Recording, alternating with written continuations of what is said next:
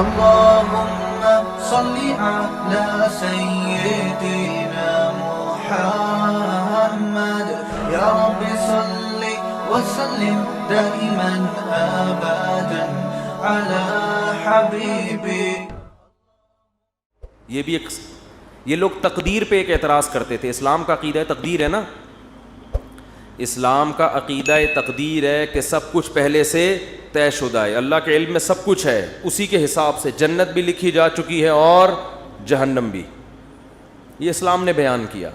ہم اچھی بری تقدیر پر ایمان رکھتے ہیں, ہمارے ایمان کا حصہ ہے, ہمارے ایمان کا جزو ہے. اس پر غیر مسلم کہتے تھے کہ جب سب کچھ پہلے سے ہے تو قرآن کہتا ہے, یہ ابھی بھی کہتے ہیں اور موت کے بعد جب ان کو اللہ عذاب دے گا تو اس وقت بھی کہیں گے کہ اگر اے اللہ تو چاہتا تو ہمیں زبردستی سیدھے راستے پہ بولو لے آ سکتا, اور ہمیں جنت میں جانا ہی نہیں تھا, تو جب جانا ہی جہنم میں تو جا رہے ہیں, تو اب ہمیں سزا کیوں دے رہا ہے؟ اس میں ہمارا قصور کیا ہے؟ قرآن نے کیا کہا, قل هل عندکم من علم فتخرجوه لنا, تمہیں پہلے سے یہ علم تھا کہ تم نے جہنم میں جانا ہے؟ اگر تھا تو لے آؤ. جواب سمجھ میں آیا؟ یہ جواب نہیں, یہ قرآن سوال کر رہا ہے جس کا اب تک جواب, یہ میں اس کو ذرا آسان انداز میں سمجھاتا ہوں. قرآن نے تو آسان میں, لیکن عربی میں ہے نا, تو میں اس کو اردو میں آسان انداز میں سمجھاتا ہوں.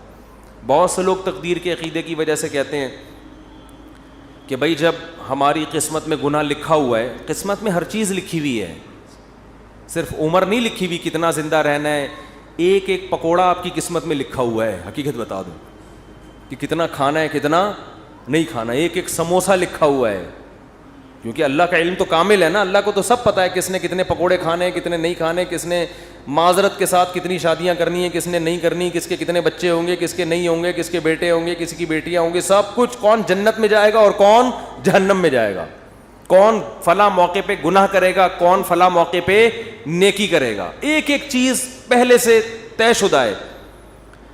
یہاں لوگ سوال پوچھتے ہیں کہ جب پہلے سے طے شدہ ہے تو ہم تو اسی کے حساب سے گناہ کر رہے ہیں نا, تو ہمیں اس پہ سزا کیوں ملتی ہے؟ سمجھ میں آ رہی ہے بات کہ نہیں آ رہی ہے؟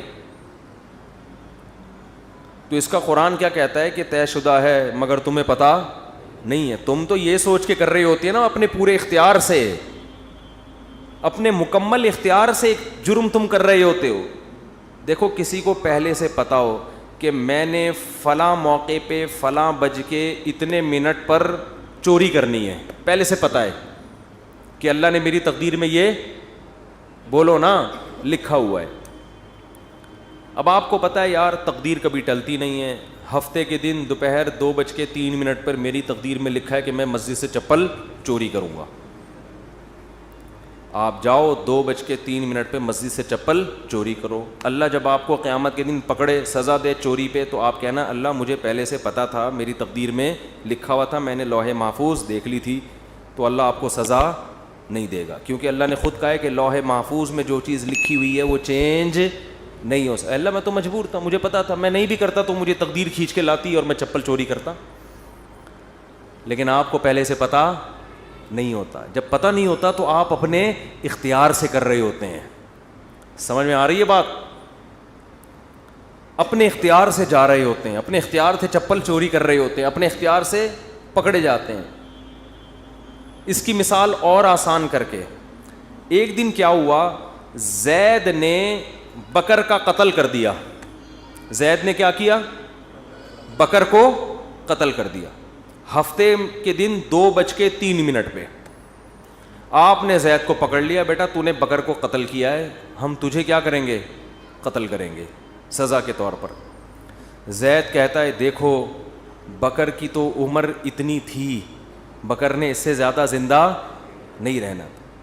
ہمیں پتہ ہے ہر آدمی کی عمر پہلے سے طے شدہ ہے. تو زید نے تو اتنے ہی سال زندہ رہنا تھا. حدیث میں آتا ہے ماں کے پیٹ میں جب بچہ ہوتا ہے تو پہلے سے فرشتہ لکھ کے چلا جاتا ہے کتنے عرصے کے لیے زندہ رہے گا یہ.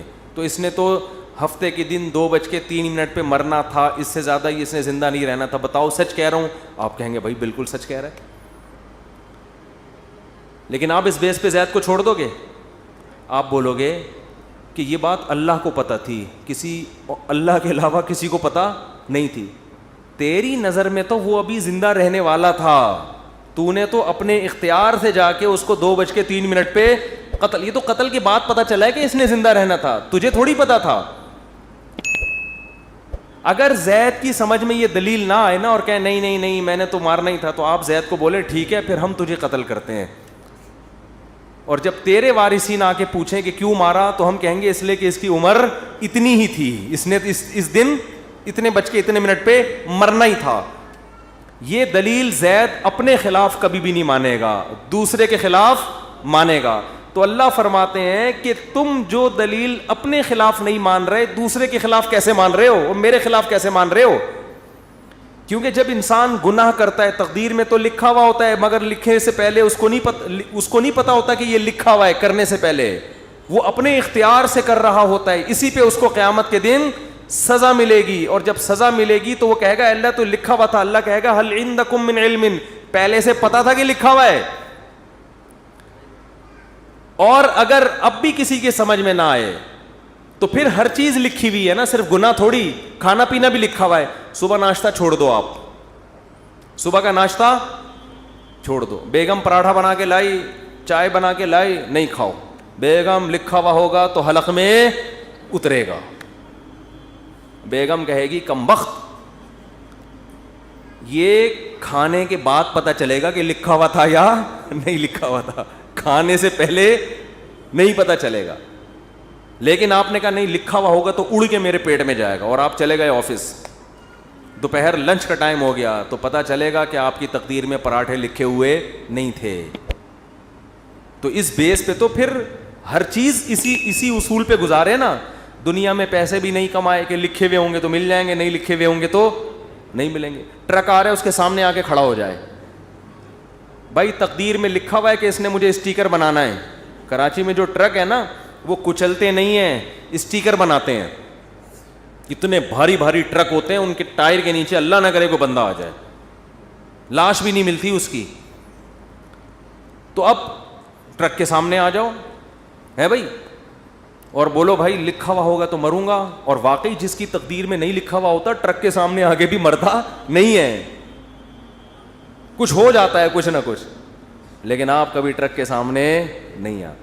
تو جو آدمی زنا کر رہا ہے, یار تقدیر میں لکھا ہوا ہوگا تو بچ جاؤں گا, نہیں لکھا ہوا ہوگا تو اس کو بولو تو ٹرک کے سامنے بھی آ جا, تقدیر میں لکھا ہوا ہوگا تو مرے گا, نہیں لکھا ہوا ہوگا تو نہیں مرے گا. ہمیں پہلے کچھ نہیں پتا, اسی پر امتحان ہے, آزمائش اسی پر ہے. اللہ کو تو پتا ہے سب کچھ, ہمیں نہیں بتا. اگر ہمیں بتا دیتا پھر آزمائش ختم, پھر ہم نہ زندگی کی فکر کرتے نہ کھانے کی فکر کرتے. میں بیٹھا رہتا بھائی بیگم مجھے آج پتہ, میں نے لوح محفوظ میں جھانک کے دیکھا ہے کہ میری تقدیر میں 4 شادیاں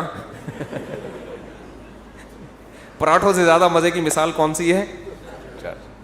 میری تقدیر میں یہ 4 لکھی ہوئی ہیں, مجھے رشتہ تلاش کرنے کی ضرورت نہیں ہے. اور واقعی کچھ لوگوں کی تقدیر میں لکھی ہوئی ہوتی ہیں, وہ نہیں بھی کر رہے ہوتے پھر بھی ہو جاتی. پنجاب میں ایک بہت بڑے بزرگ ہیں, نام نہیں بتاؤں گا, تو وہ 4 ہیں ان کی ماشاءاللہ. میں نے کہا بھائی یہ کیسے؟ انہوں نے کہا جو بیوہ ہوتی ہے نا محلے میں, لوگ زبردستی ان کے کھاتے میں لا کے ڈال دیتے ہیں, زبردستی ان کے کھاتے میں لا کے ڈال دیتے ہیں. حضرت آپ حضرت پاؤں پکڑتے ہیں, حضرت وہ بیچارے کر لیتے ہیں, نہیں چاہتے ہوئے بھی کر لیتے ہیں.